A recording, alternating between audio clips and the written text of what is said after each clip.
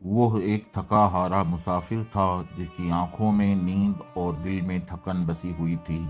دن بھر کی دھوپ، ریت اور بھٹکتے قدموں کے بعد وہ ایک سنسان وادی میں جا پہنچا۔ ایسی وادی جہاں ہواؤں میں کچھ اجنبی سی خاموشی تھی، جسے کوئی چھپا ہوا راز سانس لے رہا ہو۔ وہیں ایک نرم سے ٹیلے پر بیٹھتے بیٹھتے لیٹ گیا۔ اس کے پاس ایک اونٹنی تھی جو سامان سے لدی تھی۔ مسافر سو گیا، گہری نیند میں، جیسے برسوں بعد اسے سکون نصیب ہوا ہو۔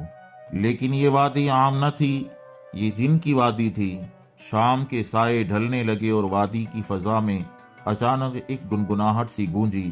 ریت کے اندر سے دھواں سا اٹھا اور وہ نمودار ہوا، ایک جن، آنکھوں میں سبز چمک، قد میں بلندی، آواز میں گرج۔ وہ غصے میں بولا، کس کی اجازت سے تم نے میری وادی کو اپنا بستر بنایا؟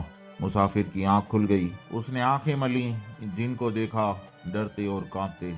کہنے لگا، آپ، آواز آئی، میں اس وادی کا جن ہوں اور یہ میری وادی ہے۔ برسوں سے میرا یہاں بسیرا ہے، صدیاں گزر گئی ہے مجھے یہاں پر رہتے ہوئے۔ آدمی ٹھٹھرتے ہوئے کہتا ہے، مجھے معلوم نہیں تھا کہ یہ وادی تمہاری ہے، ورنہ ضرور میں تم سے اجازت لیتا۔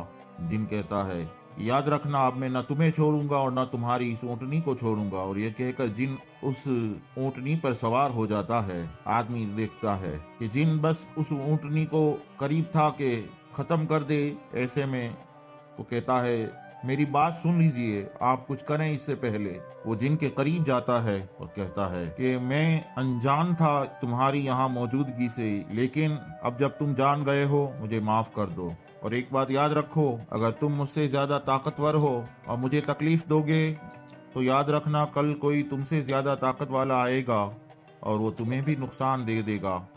اگر میں کمزور ہوں تو مجھ پر رحم کرو، اور میں غلط ہوں تو معاف کر دو۔ معافی دینا طاقت دکھانے سے بڑی پہچان ہے۔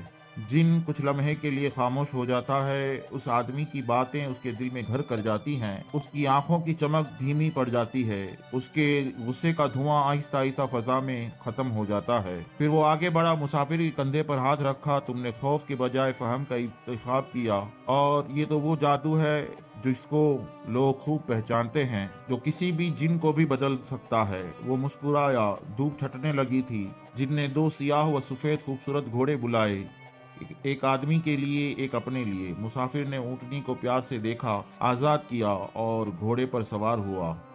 پھر وہ دونوں، ایک انسان اور ایک جن، گلے ملے اور ایک نئے سفر پر روانہ ہو گئے۔ دوستو، ہمیں اس کہانی سے پتہ چلتا ہے، طاقت کا اصل کمال کسی کو ڈرانا نہیں، معاف کرنا ہے، اور اصل جرت وہی ہے جو ظلم کے جواب میں حکمت لے آئے۔ اگر آپ کو یہ کہانی ہماری اچھی لگی ہو، ضرور چینل کو سبسکرائب کریں، اپنے دوستوں کے ساتھ ویڈیو کو شیئر کریں۔ ملتے ہیں اپنی اگلی ویڈیو میں، تب تک کے لیے اپنا خیال رکھیں۔